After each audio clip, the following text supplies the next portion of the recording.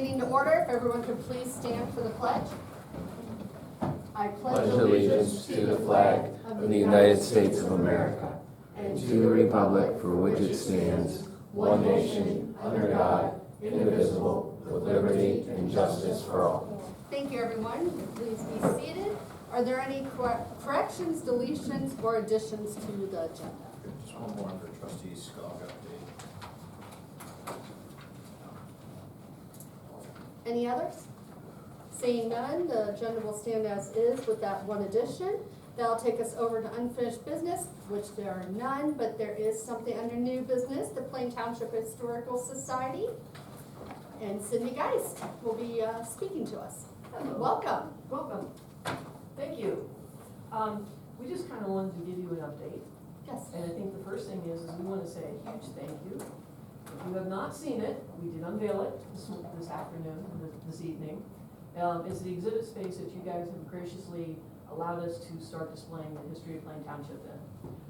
We obviously are starting with the 50th anniversary of the fire department, because this kind of kicks off the next month of a couple of events.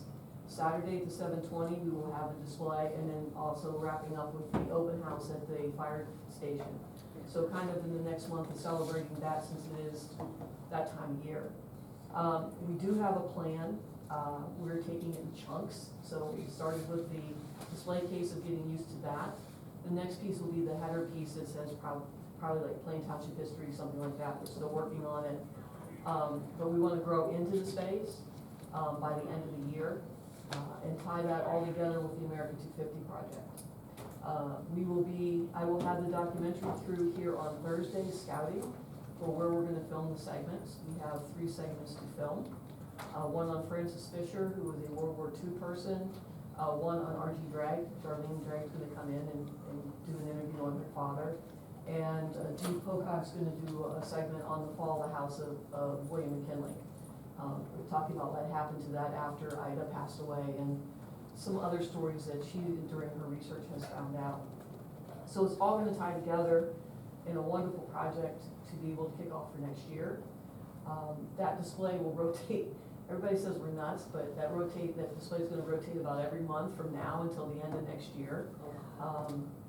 The state of Ohio has different themes, so we're going to be theming that to say how Plain Township reflects those themes. So January is Ohio Originals and First, so that would be like the first homeowners based on the 1810 tax records, some early atlas maps that show some of the early homeowners, and like how actually Plain Township ended at the river. But also Plain Township used to have, as part of it, Jackson Township and Lake Township and some other things, as we were the only populated seat at that time, and then the other townships came along. So kind of tracing those firsts of how Plain Township contributed, because we are one of the 5 founding townships in Stark County. Say that 10 times fast. So then, like in February's inventions and inventors, there are a lot. We've been researching this for 2 years, and there's a lot of people that have come out of the woodwork that you just would not know. And there's some wonderful, wonderful stories besides the ones that we already know. So that's going to kind of walk through. There's music and entertainment, transportation, arts and culture, natural resources, sports, agriculture. November would obviously be veterans and first responders. So hopefully tying that together with some different things with the Reefs Across America project, the veterans event, and this. The other thing that we're going to be starting back up is our display at the library. We have an 18 by 18 by 18 inch acrylic rocks. And so it's going to be like a teaser to this space. And then we're going to roll in our display space at the Louisville Museum as well as being the teaser to tie everything back. And that's new, isn't it? Louisville we've had for several years. The Michelin one, isn't that new? No, we've had that for several Okay. years. We have 2 shelves. So we're trying to tie it all to drive people back here. Our goal is to have that be a self-service history kiosk where it's not just 3-dimensional artifacts, but there'll be some interactive QR codes and maybe even eventually a kiosk where people can go and explore the history as we continue to flush things out. So since this facility is available Monday through Friday, 8:30 to 4:30, except on holidays, it makes it an example to other historical societies of how you can partner and collaborate and present that history to the community. So we're excited about bringing that vision forward. It's gonna be exciting what we have, plus with the America 250 and everything. The other last thing that I have to update you on is that we've been working with Stark Parks. We've kind of become their research arm, and we're working on 6 properties for them. The first one that will be released is Tamashare. They will be doing a grand opening on October 10th at 11, and we have 2 signs there. What's interesting is almost all these properties, even though there is one in Plain Township, but even though they're not in Plain Township, they all have ties back to Plain Township. The Schneider family that at one time owned that property, that ties to William Henry Schneider, which ties to North Lawn Cemetery, which ties to Schneider Lumber, which ties to the fact that it used to be where the Hall of Fame is, which ties to Herman Albrecht, the architect. So you do one of these and you knit yourself a wonderful hat. The interesting thing is that we're doing one for Fry Park. Fry Park has ties to Plain Township. Richard Fry, who was the first director of Stark Parks, was a Glenwood graduate. And it was his father's farm that is the park. His father was an insurance salesman, had the Richard S. Fry Insurance Agency here in town, which combined with the Leonardon Insurance Agency to make the independent service insurance agency. That's not quite the right wording, but they're there, which all ties back to Ridgewood. So once you untangle all that, then you know what's going on in my head and what we're working on. But it's a wonderful opportunity to partner with Stark Parks, and we will be giving credit on each of those signs, so it'll be, again, reaching out to other communities and being able to share.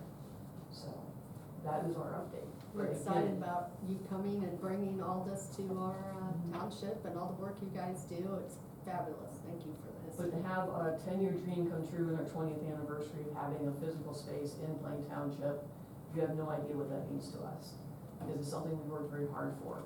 And in fact, just a little side note, we're in the process of developing a sub-fund to be able to pay interns to come in and help us with this display, and also to provide the material, like materials for signage and things like that, because obviously there's a lot we can do free, but if we want to do it right, there's pieces that need to be done right.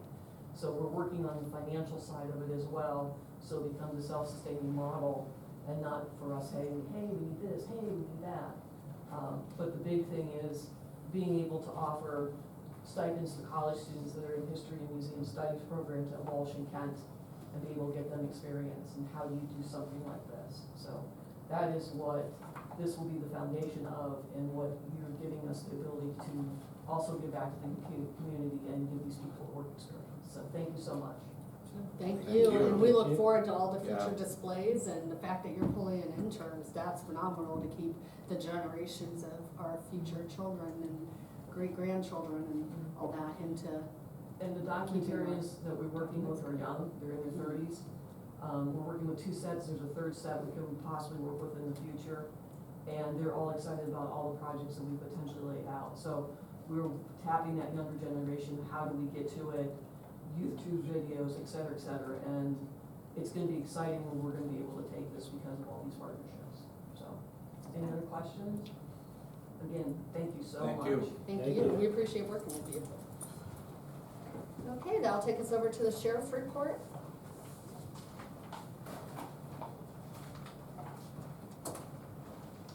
Good evening. Good evening. Calls of service for August of 2025, 1,118. It's up over 17% from 24. Crashes 71, down 2.7%. Crashes with injury 23, up 27.7%. Alarms 78, which is up 39.28%. Traffic stops 207, which is down 8.8%. Citations 97, which is down 29.19%. Arrests 49, which is up 11.36%. And 188 vacation and security checks. I had 6 new cases assigned in August, closed 1 death investigation and 2 breaking and enterings. You guys have been busy. Thank you very much. Thank you. If anybody has any questions, comments, or concerns, please see him after. That'll take us over to the fiscal officer report. Tom? Thank you. Fiscal Officer number 1 is a resolution to authorize payment of pending warrants in the amount of $1,682,187.65. So moved. Second? Discussion? Just to call it because it's higher than normal. I mean, a lot of that, about 1.2 of that was paid when we have a sheriff's rotary fund. That is not the normal Right. amount, so. Roll call. Mr. Hawes? Yes. Mrs. Harless? Yes. Mr. Sabo? Yes. Fiscal Officer number 2 is a resolution to authorize payment of regular payroll in an amount not to exceed $300,000. So moved. Second, discussion? Roll call. Mr. Hawes? Yes. Mrs. Harless? Yes. Mr. Sabo? Yes. Fiscal Officer number 3 is a resolution to authorize payment for the following medical claims. So moved. Second. Discussion? Roll call. Mr. Hawes? Yes. Mrs. Harless? Yes. Mr. Sabo? Yes. Fiscal Officer number 4 is a resolution to authorize a refund as follows for overpayment of EMS. So moved. Second. Discussion? Roll call. Mr. Hawes? Yes. Mrs. Harless? Yes. Mr. Sabo? Yes. Fiscal Officer number 5 is a resolution to certify the lighting districts established in Plain Township as shown on the attached list for tax year 2025 to the Stark County Auditor for a period of 1 year. So moved. Second. Discussion? Roll call. Mr. Hawes? Yes. Mrs. Harless? Yes. Mr. Sabo? Yes. Fiscal Officer number 6 is the bank reconciliation. Any concerns? No concerns. If anybody has any questions, comments, or concerns, please see Tom after. Go ahead. And Fiscal Officer number 7 is the financial report. Everything looks good on that as well. Okay, go ahead. And that concludes Fiscal Officer report. Thank you, Tom. That'll take us over to the administrator, Lisa. Thank you. Item number 1 is a resolution for false alarms in excess of 3 responses. So moved. Second. Discussion? Roll call.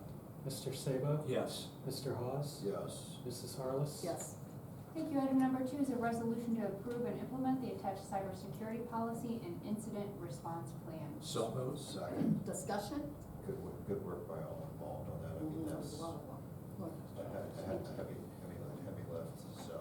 It's Certainly been some has us- time. We're well in compliance with the state's mandate. way ahead.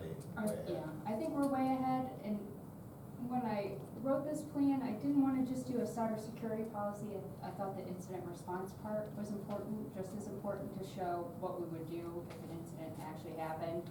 And I know, in it, I named the team members, but I think that's important, that just maybe something down the road as positions change, that we'll have to update, but I think it more than aligns with, what they've asked for. I really appreciate all the work that you put into this. I know it's been very time consuming and And I'm detailed. pretty sure you're gonna be getting Calls. some calls from other people that are Already, yeah. wanting Yeah, that's what I Already said. plagiarize, Yep. I told them that they'll All have our to work. charge. Yes, yeah. which to me is. It's a compliment. That's a compliment. Yeah, there's put a lot of time in it. It wasn't just all me, Computech helped. I got some information, the tabletop from Otarma. But, since we had to do it by law, it's not due until July. They've extended it because it was something on my plate, and I thought, let's not just do cybersecurity, let's do an incident response plan if it would happen too. It goes hand in hand with our disaster recovery. Don't be surprised, I told Lisa today, don't be surprised if when Otarma comes out, or OTA comes out with their template, it Yeah. looks a lot like this. Yeah. And call her to be one of the speakers. Right. Tell them we'll take Right. royalties That's what I said. towards our We membership. need to start Exactly. charging. All right, roll call. Mr. Sabo? Yes. Mr. Hawes? Yes. Mrs. Harless? Yes. And that's the end of the administrator report. Thank you, Lisa. That'll take us over to Chief with the Fire Department. Yeah, thank you. Item number 1 is our monthly report for your review. If anybody has any questions or comments, please see him after. Go ahead. Item number 2 is a resolution to declare the property at 2957 Harrisburg insecure, unsafe, or structurally defective per code 50586. So moved. Second. Discussion? Roll call. Mr. Sabo? Yes. Mr. Hawes? Yes. Mrs. Harless? Yes. Item number 3 is a resolution to declare the property at 2926 Harrisburg Northeast structurally defective and unfit for human habitation according to code 505-86. So moved. Second. Discussion? Roll call. Mr. Sabo? Yes. Mr. Hawes? Yes. Mrs. Harless? Yes.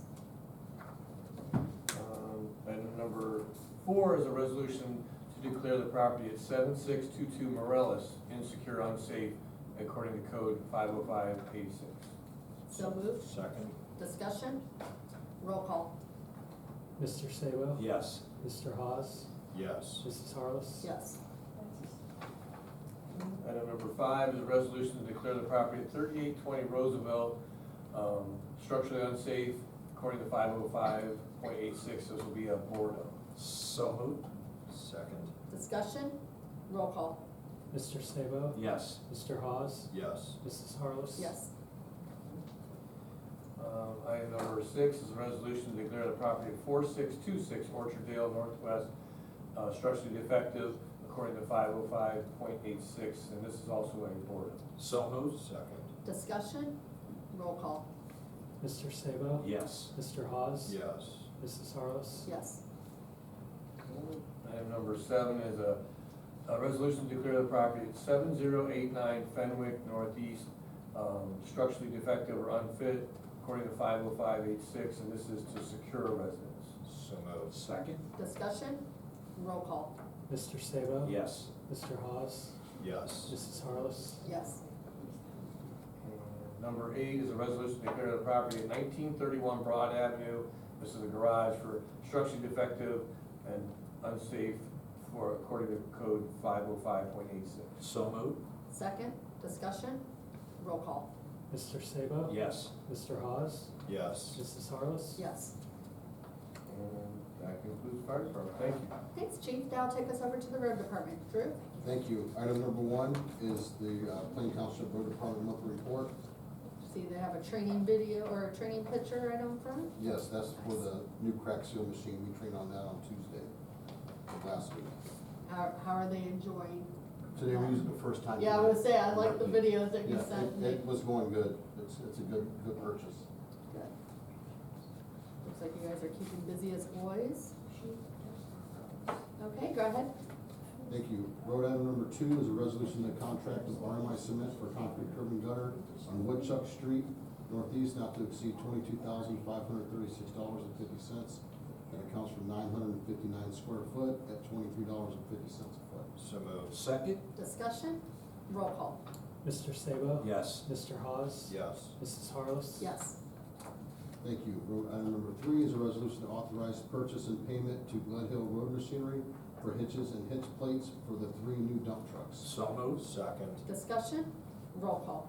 Mr. Sabo? Yes. Mr. Hawes? Yes. Mrs. Harless? Yes. Thank you. Road item number 4 is a resolution to authorize purchase and payment to Clark Equipment Company doing business as Bobcat Company for a sweeper bucket 84 inches with gutter brush kit for the Bobcat skid steer number unit R37. So moved. Second. Discussion? Roll call. Mr. Sabo? Yes. Mr. Hawes? Yes. Mrs. Harless? Yes. Thank you. Road item number 5 is a resolution to enter into agreement with Stephanie L. Parsons of 3218 Woodridge Avenue Northwest for culvert repair. So moved. Second. Discussion? Roll call. Mr. Sabo? Yes. Mr. Hawes? Yes. Mrs. Harless? Yes. Thank you. Road item number 6 is a resolution to authorize the posting of traffic control devices on Blackburn Road Northwest and Starcliff Avenue Northwest. So moved. Second. Discussion? Roll call. Mr. Sabo? Yes. Mr. Hawes? Yes. Mrs. Harless? Yes. Thank you. That concludes road. Thank you, Drew. That'll take us over to Chuck with the zoning department. Yes, thank you. Item number 1 is our monthly report. New housing starts are still up with some of the new allotments. Kind of getting in before winter here, I think, so. Yeah, brought your receipts up and up for the year. So, thank you. Go ahead. Okay. Item number 2 is a resolution to declare items A, B, and C as abatement, nuisance abatements. So moved. Second. Discussion? Roll call. Mr. Hawes? Yes. Mr. Sabo? Yes. Mrs. Harless? Yes. Thank you. Item number 3 is a resolution to declare abatement pays for A, B, and C. So moved. Second, discussion, roll call. Mr. Hawes? Yes. Mr. Sabo? Yes. Mrs. Harless? Yes. And item number 4 is a resolution, get there to it, for strategic solutions for digital.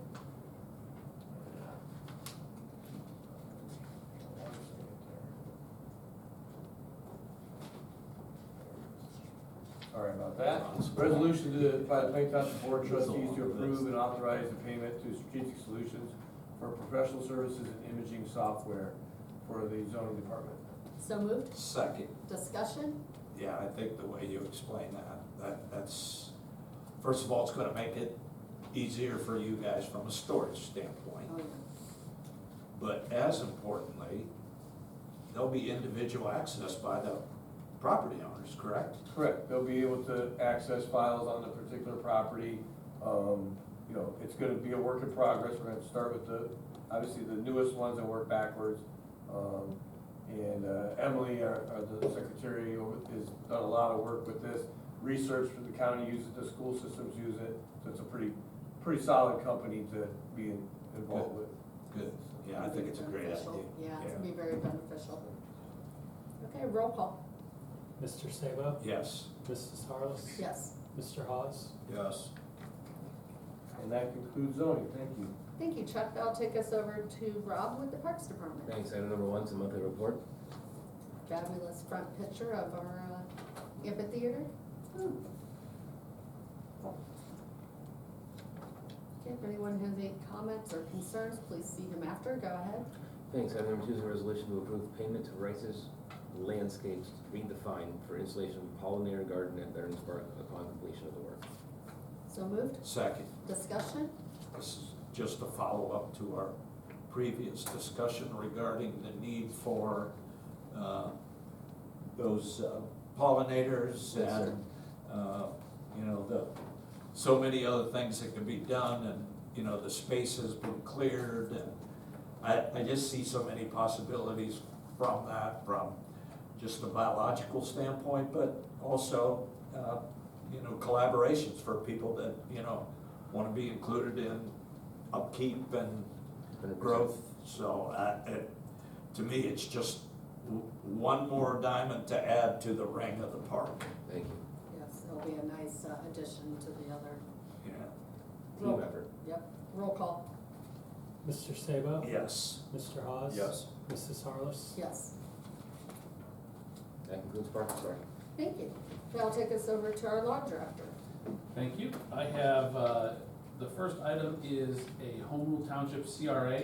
It's our enabling legislation. I will so move CRA. Second. Discussion? Yeah, I think that, as you guys know, the law changed, and so now I coordinated with the county and asked how they wanted us to do this, and they said basically, have at it so long as we use the existing tax incentive review council, which we will do, and that's in the legislation. So we've got this put together, which means that we'll set up the areas where the CRA is. This is the first of what I foresee as being probably 3 or 4 different areas that we'll do. And you'll see in the housing survey, this is essentially around the Oakwood Square area here. And then we'll be the ones negotiating with any business that comes in as far as how far those incentives will go. I would applaud the work here, because I think this just shows how the board continues to put additional tools in the toolkit to work with developers, business owners, real estate folks, so. There will be one correction that will need to be done for my name. It says Brooke. It's like 4 or 5 at the end of the signature. Come on. You just There's want to only 3 emphasize. O's, but Brooke. It's for Halloween, it's Yeah. the extra O. sorry about that, Brooke. It's okay. Roll call. Mr. Hawes? Yes. Mr. Sabo? Yes. Mrs. Harless? Yes. Okay, then the next one is 3228 55th Street Northeast annexation.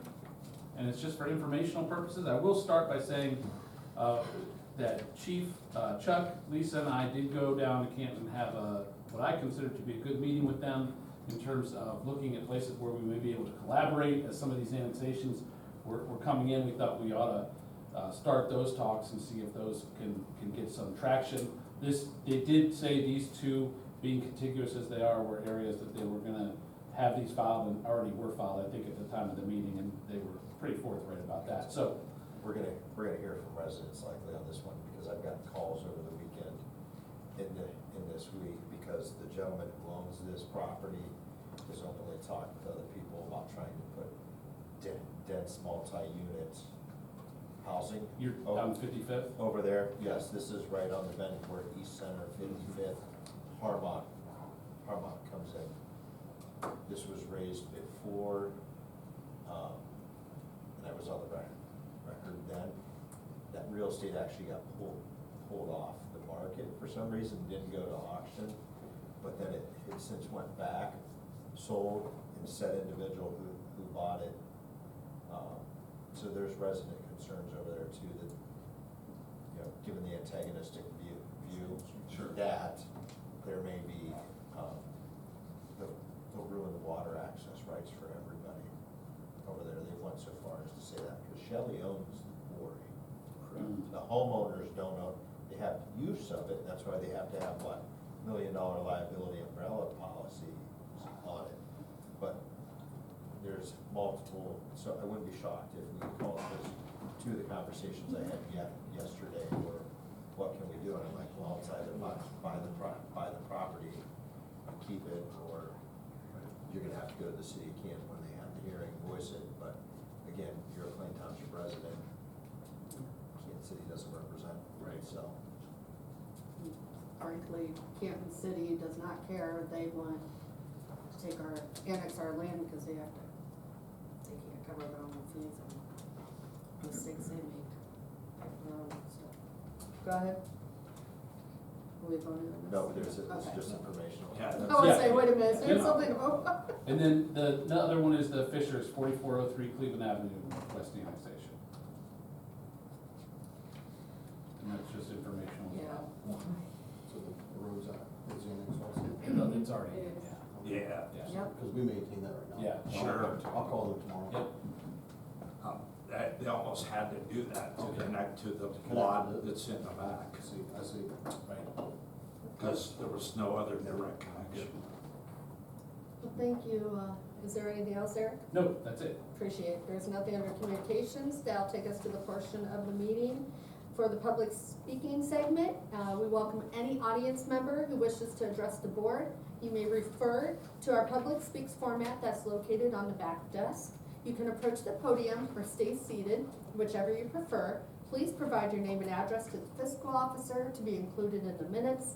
Please note that in accordance with Plain Township's regulations, each speaker is allotted 3 minutes to ensure all viewpoints are heard effectively, fostering fairness and accommodating diverse perspectives within the allotted time frame. Keep in mind that this is not a question and answer format, but an opportunity to speak. The board respects the rights of citizens to present differing opinions, views, and criticisms. Both the board and citizens are expected to respect the comments of others while maintaining the highest levels of decorum. Is there anyone in the audience that wishes to address the board? Yes, ma'am. Can I just stand, or do you want? Yeah, wherever you would like. Okay, I'm Judy Pocock, and I live on Plains Center Road, and I have some questions about the last item here, the annexations. Was there no other, I'm thinking particularly of the Fishers property, the other property I don't know. Why does that have to be annexed to be dealt with? Why can't Plain Sure. deal with? The short is, it does not have to be, but the property, there's a couple points here. The property owner has chosen to ask the city of Canton to annex, and what we're seeing is a very aggressive city of Canton, and anybody with any parcels where they're looking to extend water to, they're withholding it. So the sad part is on the 4403 Cleveland Avenue annexation, there's technically already water there. The City challenge, water. yes, the challenge is in these situations, when the businesses essentially close their doors, combination of, in order to minimize probably water expenses and so forth, the water pressure is minimized down, and then the city's going so far as to say, well, hey, if you need that type of water pressure, you're gonna have to annex, and I'm gonna give you a perfect example of where that happened. Kmart on the corner of 62 and Harmont, which is MacBid. This township worked with some developers who have been very favorable to Plain Township, and at the last minute, the city come in and told them, hey, you want the water. So it's technically already physically connected there. It's not like it's a new connection, a new extension. This is honestly one of those things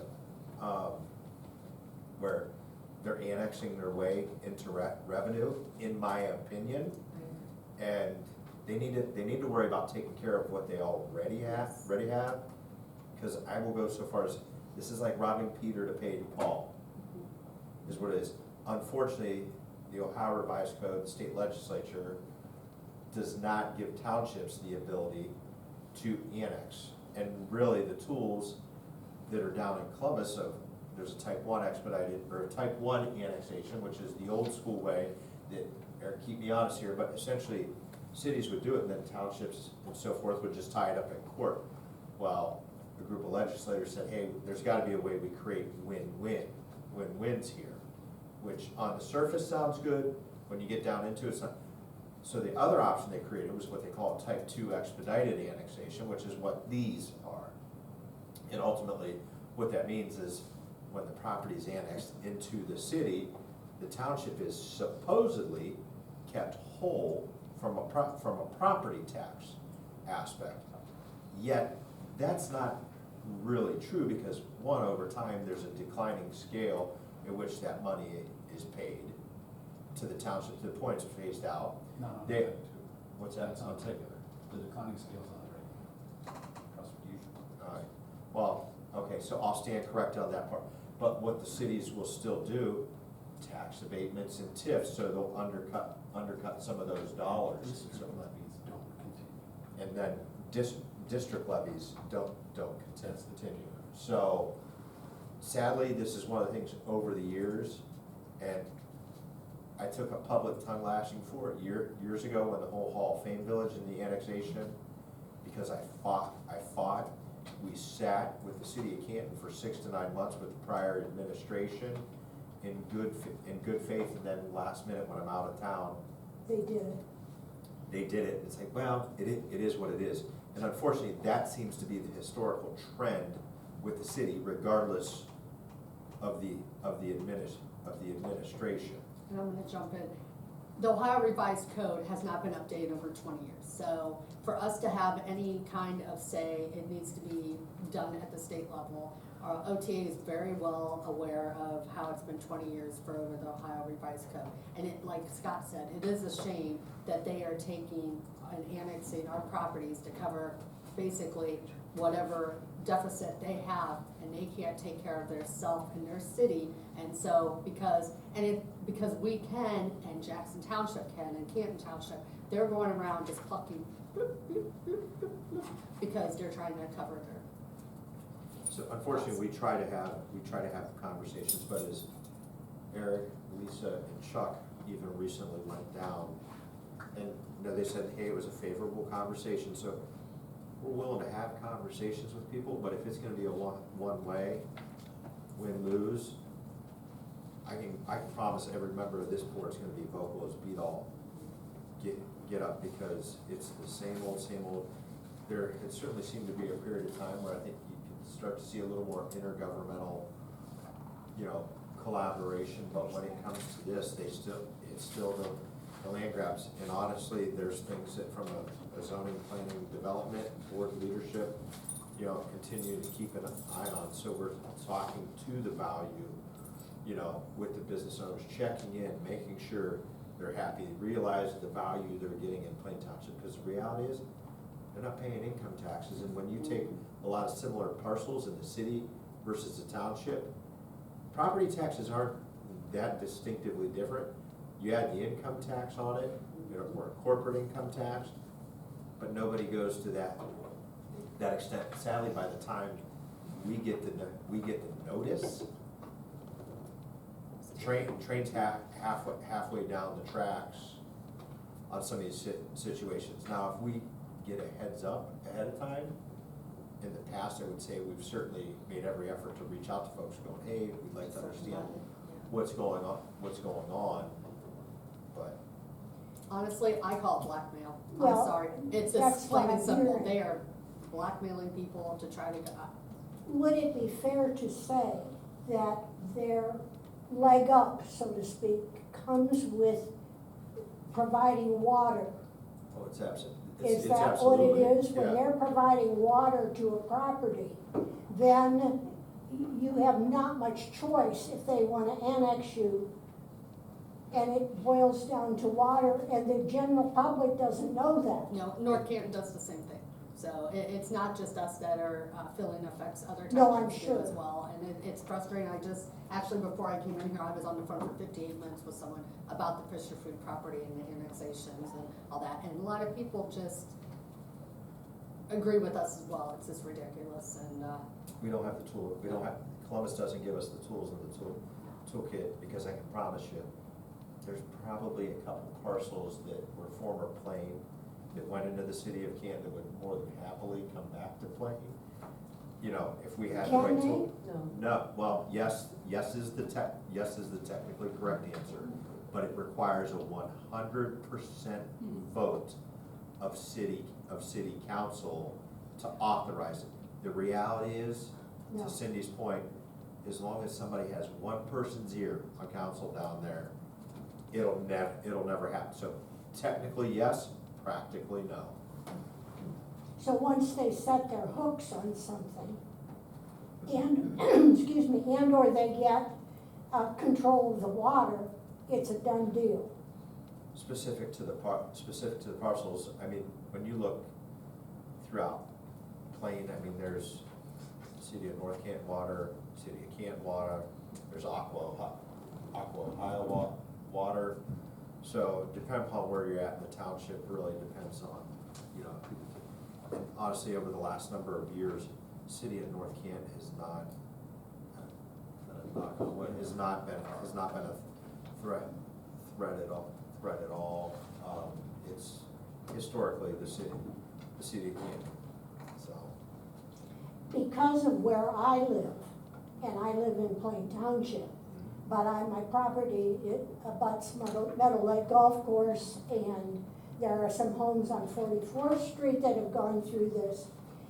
If this comes up, that I hear that there is a move to have more homes become part of Canton City to get sewer and water and all that, would someone from your group come to talk to the homeowners about what they're signing up for? Because I really don't think they know or Well, care. the city can't force you to, you know, annex unless you're connected to city water already.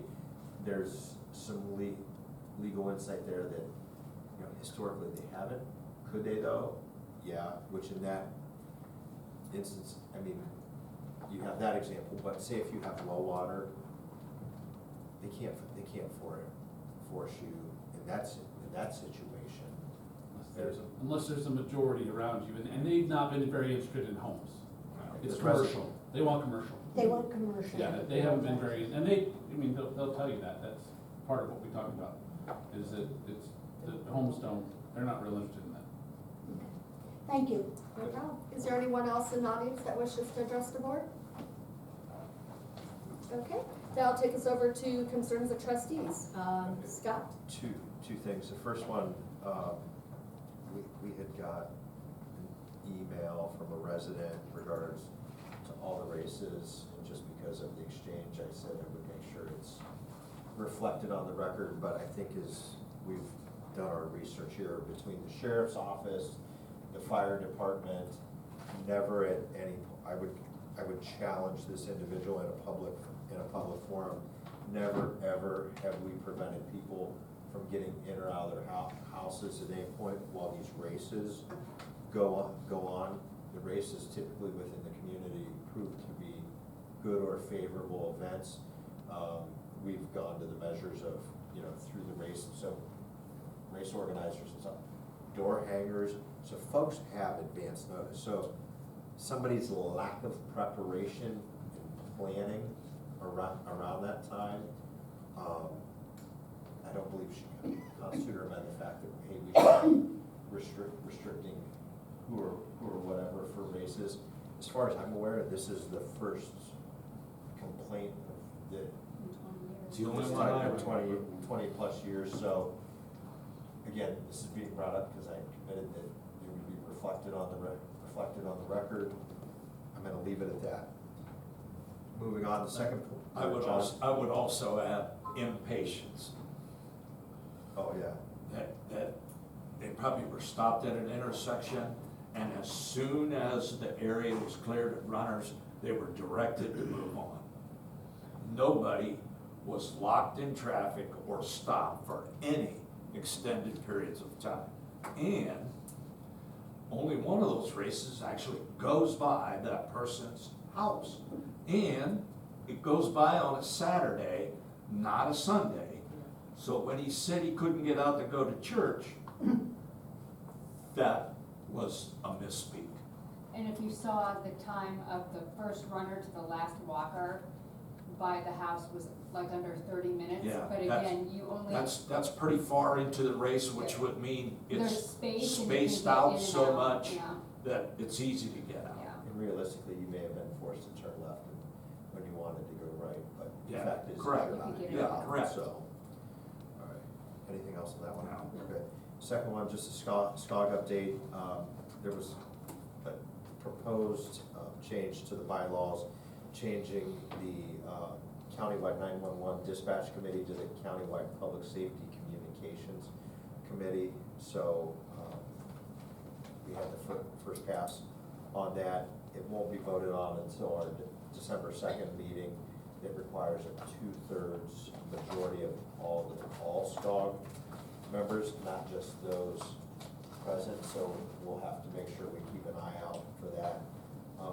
Crime Lab updates, cases and stuff, they're right on track. One of the things that we've been looking at over the last year and a half happens to be about bringing back DNA services into the Crime Lab, but that is going to be based upon additional funding.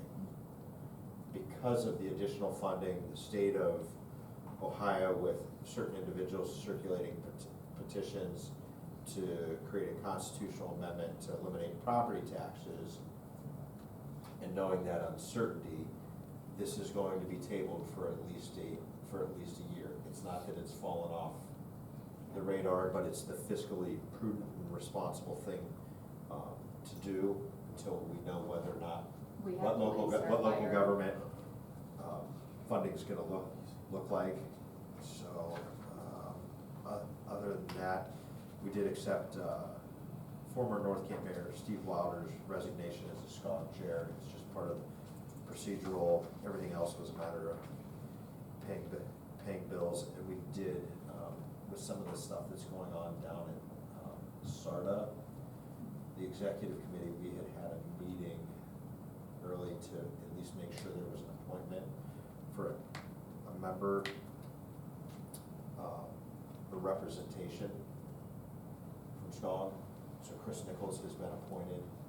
Is that there will be likely more to come out of what's going on down in SARTA, SCOG, and how it may have ripple effects out the community. So that is next to last thing, and then again, property tax elimination ballot initiative. Again, no different than we're closely monitoring. It's gonna, as we're all seeing, it appears it'll be likely on the ballot. Then it's gonna be a matter of messaging, because the reality is, listen, nobody in this room, nobody watching after the meeting or whatever, wants to pay property taxes if we didn't have to. But the reality is, if you want police and fire, EMS, your roads.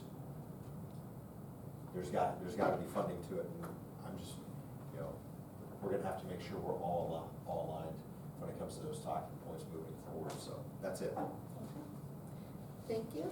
I will, no concerns with the fiscal officer. No. I will make the motion to approve the minutes of the meeting that was held on August 26th as presented. Second. Discussion? Sorry, Liz. Roll call. Mr. Sabo? Yes. Mr. Hawes? Yes. Mrs. Harless? Yes. Okay, we do have a need for executive session, so I will make the motion to be it hereby resolved by the Plain Township Board of Trustees, Stark County, Ohio, to adjourn to executive session at 6:45 PM from this regular meeting of the Plain Township Board of Trustees as authorized under Ohio Revised Code 121.22G for the purpose of the consideration of 3, a conference with the law director or other retained counsel concerning disputes involving the township that are the subject of pending or imminent court action. Second. Discussion, roll call. Mr. Sabo? Yes. Mr. Hawes? Yes. Mrs. Harless? Yes.